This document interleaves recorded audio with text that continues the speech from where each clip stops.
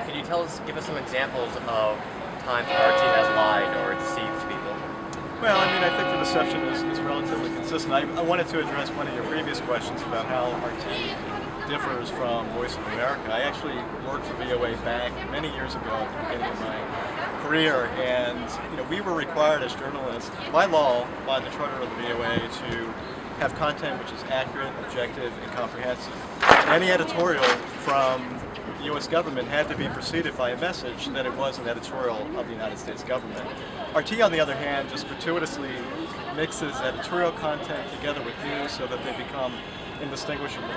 And I think if you go to the website that we have, it's facebook.com/boycott Russia Today.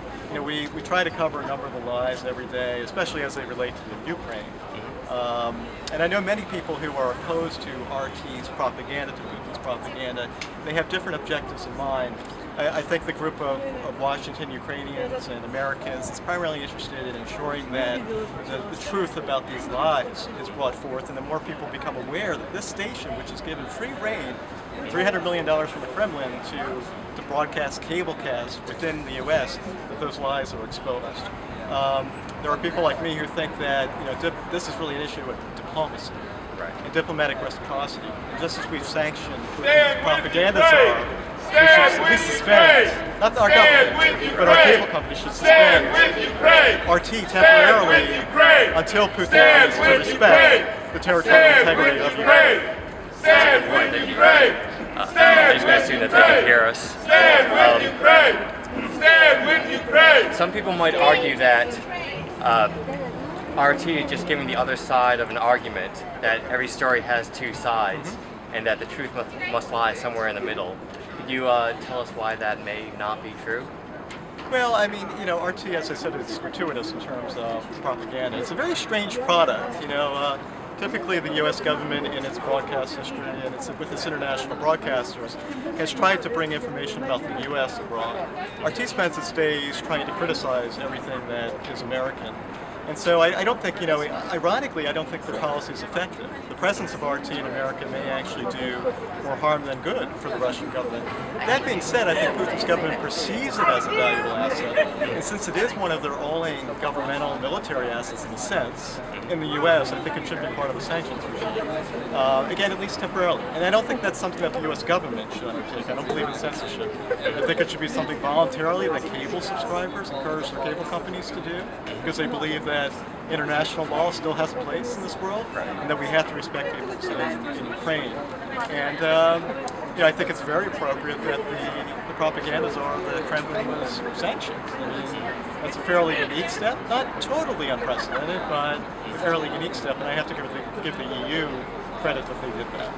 Can you give some people at home some advice that they can do to help fight RT propaganda? Well, after I left government broadcasting back in the 80s, I went into the private sector and worked for a fairly large media company. I mean, definitely speak to your media companies, let your opinion be known. And it may not be that they take action today, but it's certainly if the situation with respect to Russia's incursions in Ukraine continues to deteriorate, I think our cable companies, our satellite providers may have a hard time justifying carrying the network. There was a similar debate back in the early days in the 30s about the Volkische Beobachter. It was a German newspaper that was distributed in the U.S. People said, well, let them speak. We're all about free speech in America. But there does come a point when, if the war footing is so extreme from Russia, for example, where you have to say this is just really kind of it's raiding and abetting RT and Putin if we allow the station to continue broadcasting. This is not about denying Americans the right to get information. They will always be able to tune in to RT on the internet. But this is about cable subscribers, satellite subscribers exercising their First Amendment rights to speak out against carriage of this network, that they're subsidizing as cable subscribers. Can I ask your opinion, is the Russian government protected by the First Amendment to intentionally distribute disinformation? No, if that's what they're doing? As a foreign government and a foreign speaker, they don't enjoy the same First Amendment rights that Americans do, that domestic individuals, companies enjoy in this country. I got to tell you, the Russian government has done everything it can to shut down American broadcasters within Russia. I mean, in fact, just in March, the head propaganda czar in the Kremlin issued a letter to Radio Free Europe, Radio Liberty, and Voice of America saying that they were going to shut down the last U.S. broadcaster in Russia. Again, this is about diplomatic reciprocity. Right. And if Putin is willing to allow our broadcasters to broadcast there, certainly if he respects the territorial integrity of the Ukraine. I mean, there's a place for Russia today. I started listening to Radio Moscow when I was 6.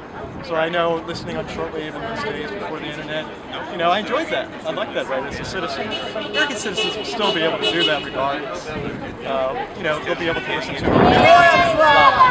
But we shouldn't empower an asset of the Russian government and military by allowing it free reign to broadcast within the United States over our cable systems, which are public franchise provided by the residents of each municipality through franchise to our cable systems. Okay. Well, thank you for speaking with me. Pleasure. Thank you.